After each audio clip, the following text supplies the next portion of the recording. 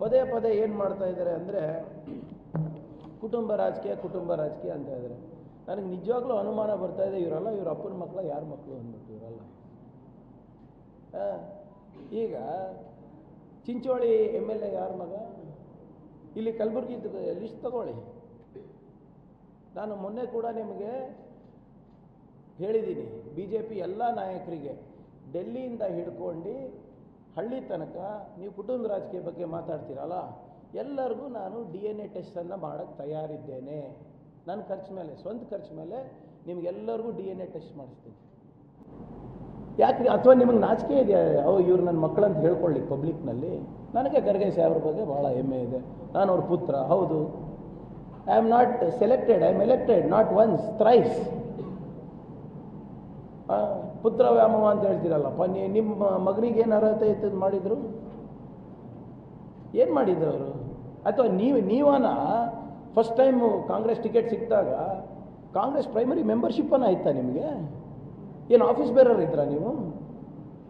ನಿಮಗೆ ಇದೇ ಮಾತನ್ನು ಈ ಕುಟುಂಬ ರಾಜಕೀಯ ಇರ್ಬೋದು, ಬೇರೆ ರಾಜಕೀಯ ಇರ್ಬೋದು, ದಯವಿಟ್ಟು ನಿಮಗೆ ಧೈರ್ಯ ಇದ್ದರೆ ಹೋಗಿ ಯಡಿಯೂರಪ್ಪ ಅವ್ರು ಮಾತಾಡಿ ನೋಡೋಣ. ಮಾತಾಡ್ತೀರಾ? ಹೋಗಿ ಶೆಟ್ಟರ್ ಅವ್ರ ಹತ್ರ ಮಾತಾಡಿ ನೋಡೋಣ. ಆ ಹುಡುಗ ತೇಜಸ್ವಿ ಸೂರ್ಯ ಹತ್ರ ಮಾತಾಡಿ ನೋಡೋಣ. ಅಮಿತ್ ಶಾ ಹತ್ರ ಮಾತಾಡಿ ಸರ್.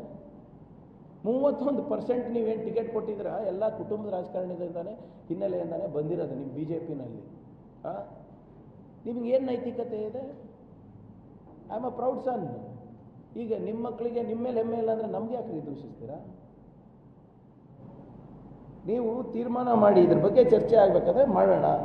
ನಾನು ಹೇಳ್ದಂಗೆ ಎಲ್ಲರಿಗೂ ಒಂದು DNA ಕಿಟ್ಟನ್ನು ಕೊಟ್ಬಿಡ್ತೀನಿ, ಅಥವಾ ಒಂದು ಯಾವುದಾದ್ರೂ ಇಲ್ಲಿ ನಮ್ಮ ಡಾಕ್ಟ್ರ್ ಇಲ್ಲ ಏನಿಲ್ಲ, ಅವ್ರಿಗೆ ಒಂದು ಏನೋ ಒಂದು ಪ್ಯಾಕೇಜ್ ಮಾಡಿಸ್ಬಿಡ್ತೀನಿ. ಹೋಗಿ ಎಲ್ಲರೂ ಟೆಸ್ಟ್ ಮಾಡ್ಕೊಂಡು ಬರಲಿ ಯಾರ್ಯಾರು DNA ಇದೆ ಅಂತ.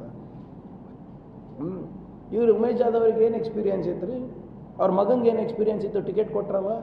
ವಿಜೇಂದ್ರಗೆ BJP ಪ್ರೆಸಿಡೆಂಟ್ ಮಾಡಿದ್ರಲ್ಲ, ಅವ್ರಿಗೇನು ಎಕ್ಸ್ಪೀರಿಯನ್ಸ್ ಇತ್ತು?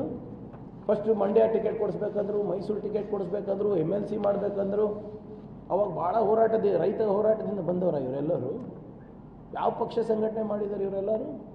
ಸುಮ್ಮನೆ ನಮ್ಮ ಮೇಲೆ ಗೂಬೆ ಕೂಡ್ಸೋದು ಬಿಟ್ಟರು ನೀವು ಫಸ್ಟ್ ನಿಮ್ಮದೇನು ಕೆಲಸ ಇದೆ ಅದು ಹೇಳ್ರಿ.